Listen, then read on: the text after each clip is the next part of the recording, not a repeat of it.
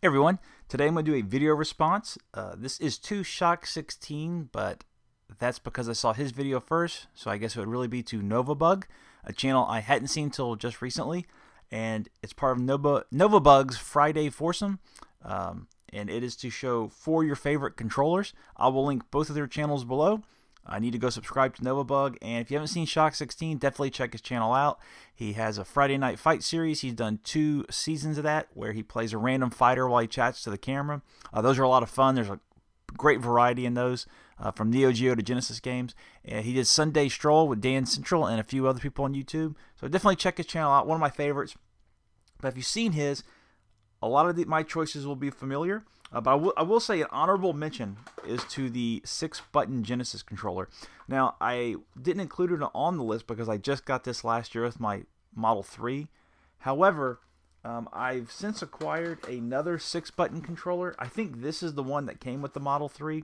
If you'll notice, there are 3 additional gray buttons, and the directional pad is elevated more. It is inferior to this one. The only thing I can guess is that this was sold in stores maybe, and that was packed in with the Model 3. Or this maybe came with the Model 2 as well. I only owned the 3-button growing up, but this quickly became one of my favorites. This is a super comfortable directional pad. I want to say it is the one used on the Model 2 and Import Saturn controllers.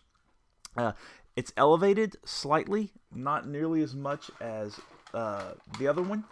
If you see here, this is just a big hunk of plastic. This is slightly elevated, but you'll also see there are small indentions with arrows, which also act as grips for the angles.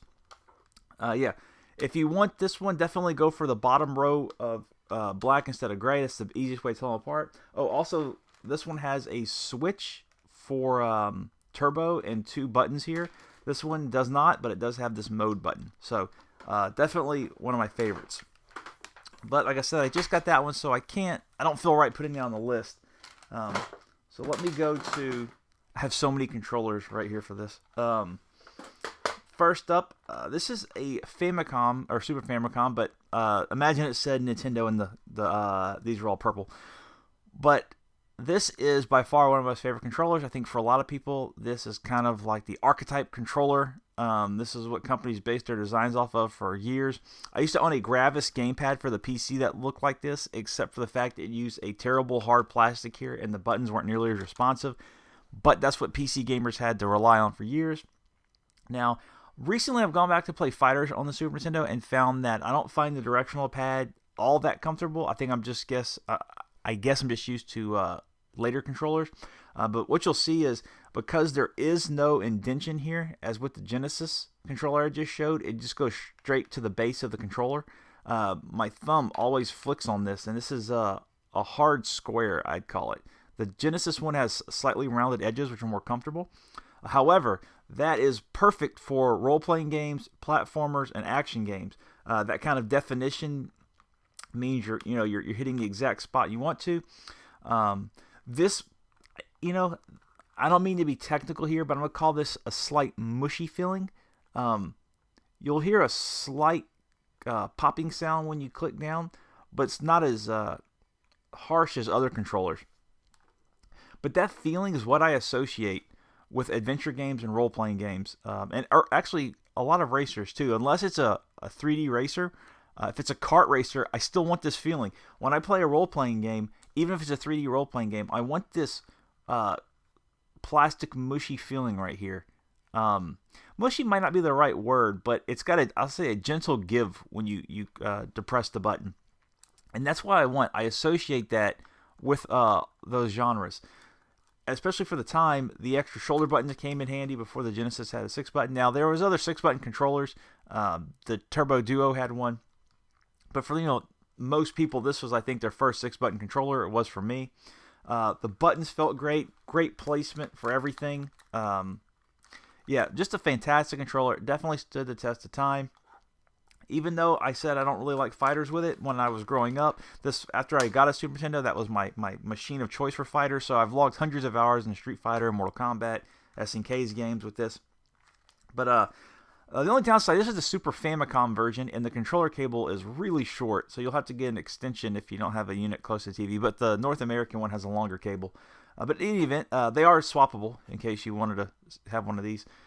Fantastic design, very comfortable, and like I said, whenever I play a role-playing game or adventure game, I want this feeling of a soft give on a directional pad. There's a certain texture to this plastic, too, that other controllers don't have, and I miss that. So this is, anytime I want that mushy feeling. Now, moving along, I'll go with this one. This is, now Shock's picked the Xbox One controller, and I kind of have the opposite thought on him, and I'm thinking I kind of figured out why on my end. I like the Xbox One controller, but to me it feels really light. It's actually right here.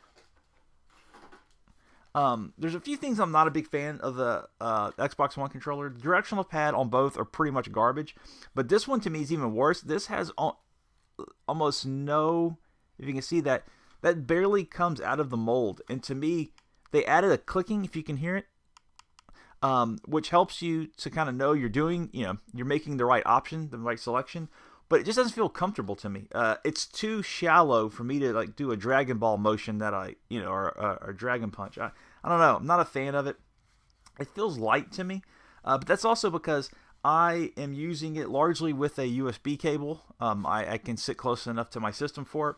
And I think if I had a rechargeable battery pack, it'd give me the heft that I want. And that's mainly why I'm not as big of a fan as this as I am with the 360. I do love the rumble feature, especially in Forza, where you go on different terrain and the feedback is slightly different. That's a great idea. The top shoulder buttons are okay. I don't like it as much as the 360 one. And I think the analog on the 360 is slightly better. These are a little bit wider, so my thumb rests in them more comfortably. By no means a bad controller, but I just prefer the 360. And this is the silver pad unit that has the directional pad that shifts down. This was supposed to be their answer for their crappy directional pad. No, this does not work well. I got it thinking, all right, I can play Street Fighter. No, the feedback just isn't there. They basically just lower the side portions, but the responsiveness is the same. But I love the weight to this. I like button placement. I love the analog sticks. To me, the DualShock controllers have a sort of a dead zone. Right here, if I move this, the character's moving. On a DualShock, if you move it, you move the analog stick, but you can feel that it's not hitting kind of like the walls for a split second. Like there's wiggle room, and if you took this right here and you did this, you're moving the character. If I did it with a DualShock, I would be moving the analog stick, but it would not be hitting, I guess, the board to register as a movement. And that always threw me off in games. And also, when I use the 360 controller for shooters, say, it always feels like my character is sweeping over every pixel. And for DualShock, it feels like there's this sort of jerky motion where I'm not quite getting it, like I'm missing every third or fourth pixel or so. So not only do I, this is one of my favorite controllers, but if you're a PC gamer, this thing was like a godsend. Until Xbox released drivers for this, there were drivers for the PlayStation 3 controller, and that was such a pain to get set up. There were also USB controllers from SciTech and Thrustmaster, but I have those, and they were they were usable, but they were like $40, and they just weren't worth it. And then this came out. You can use, this is wireless, so you have to buy a receiver for the PC, but I have a wired one. I bought that controller for $20, and I've used it for years. And while it's lighter than this one, and like I said, I prefer the heft, it is night and day with those other controllers. It is pretty much the perfect PC controller for me. And so many games support it that, that's a lot of ways I was using Steam sales to skip out on console games. Because I remember when Space Marines came out, I got it for $5 on sale, hooked up the 360 controller, and it was like I was playing the 360 version, but with better graphics. And that's how I treat a lot of the games, Need for Speed games, and so on. And so, yeah, if you were a PC gamer, especially in the when controllers were really coming out in the 90s, you know how they just were not good, pricey. I remember Capcom bundled Street Fighter 2 with one that wasn't very good. But this thing came along and just, it fits perfectly with the PC. If you play it now, you think, oh, it's a good controller. But this thing is a godsend for the PC. I struggled for, a decade plus with crappy controllers. So, yeah, definitely on my list. I still love this controller. Play the 360 when I can. which is a lot because not a lot's coming out for the Xbox One or PlayStation 4. But yeah, definitely one of my favorites. So that is number 2. Number 3 has to be the Sega Saturn controller, and I'm going to say the Model 2. This is a Model 2 US. However, this is what the Japanese had. They always had this model. This one's actually hooked up to a white Saturn right now. This directional pad, like as what the Genesis controller showed, is perfection. It's perfectly indented. And that's also another negative to this one, is the directional pad's terrible, and your fingers actually hit the body of the controller on these indentions, or these inclines right here. But for this, free range of movement for your thumb, smooth movements. You can feel it registering with these. You hear a slight sound, and you feel these subtle, a subtle give to let you know that you've made the right motion. The buttons, the controller I just showed, you saw how it was much more drastic incline right here. This one's smoother, so you have easy access to all the buttons. A great clicking sound to let you know you're hitting the shoulder button. Has a peak here, which is important because the original Model 1 controller didn't really have that. It was basically built into the mold of the controller. Super comfortable. The best controller for fighters. Just one of my favorites. Not only do I like this a lot, so this is hooked up to a Saturn. This is actually hooked up to a Dreamcast converter, so I can play with a Dreamcast. And this one is hooked up to a, ignore that, this is to a PC adapter. So I have Saturn controllers for multiple consoles because I love fighters and shooters, and there really is none better. For older racers too, the 32-bit era, 16-bit era, these are fantastic if you play them on emulator. That clicking sound is so satisfying. Like I said, just super comfortable. Few controllers seem made for fighters as well as this. There's a bit of a market to collect these. There are PlayStation 2 Sega developed controllers, but those can get to the $150, $200 range. There are a lot of them for PC, but be careful. Years back, it was easy to tell which ones were good and which were bad because Sega only manufactured a certain type, and they licensed some that were okay, and then there were ripoffs. But Sega just basically sold the name and the model, and you got crap like this. They actually gave this out with a service. I bought 2 of these initially, and they worked great for a while. I got on a video, said, oh, these are great.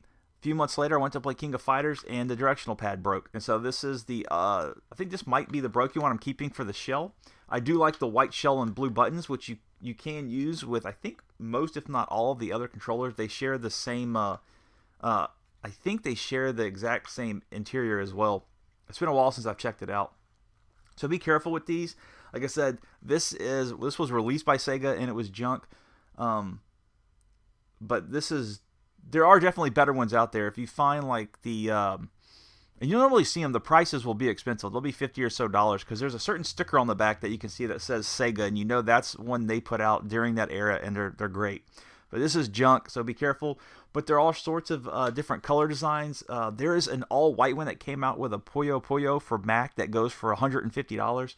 I have a white body, all-black button unit. You will be disappointed with the directional pad. It is the same kind of mold as this, but it's a different type of plastic. It's hard. This one's slightly softer, almost rubbery, which provides better grip.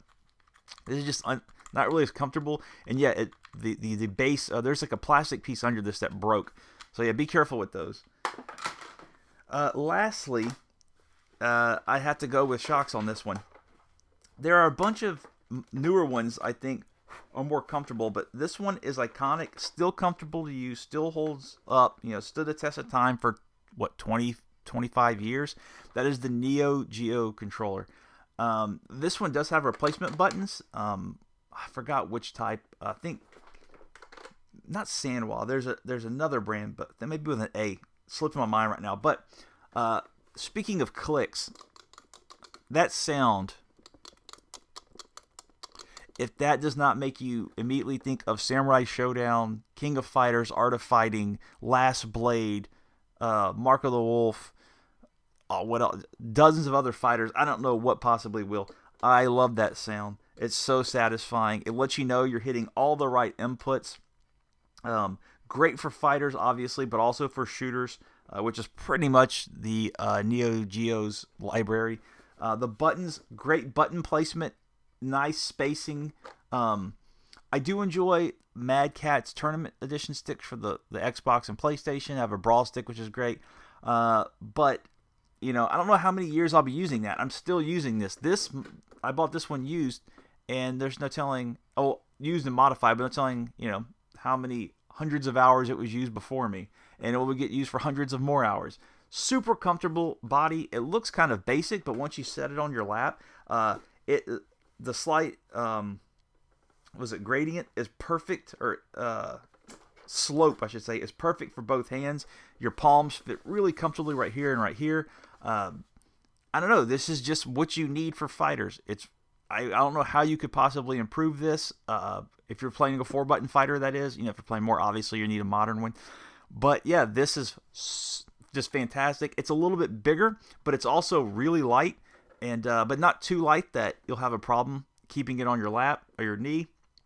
So, got to go with SNK on this one and go with the Neo Geo joystick. Those are my recommendations, or my favorite joysticks and controllers. I would have put the stunner on there, the Sega Saturn stunner, but that's not quite, you know, you don't use that for really a lot of games, just one specific type. But to me, that gave me the arcade experience at home. But that'd also be an honorable mention. If you made it through all this, thanks so much, and I will see everyone later. And be sure to check out the other videos down below.